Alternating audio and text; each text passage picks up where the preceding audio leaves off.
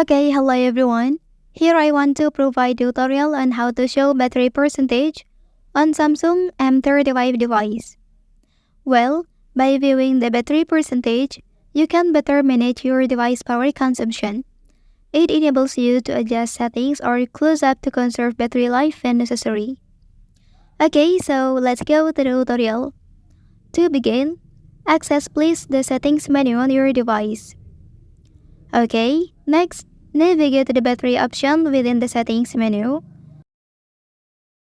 So, you can scroll down within the battery settings until you locate the show battery percentage. Okay, after that, toggle the settings to the on position to enable the display of the battery percentage on your device.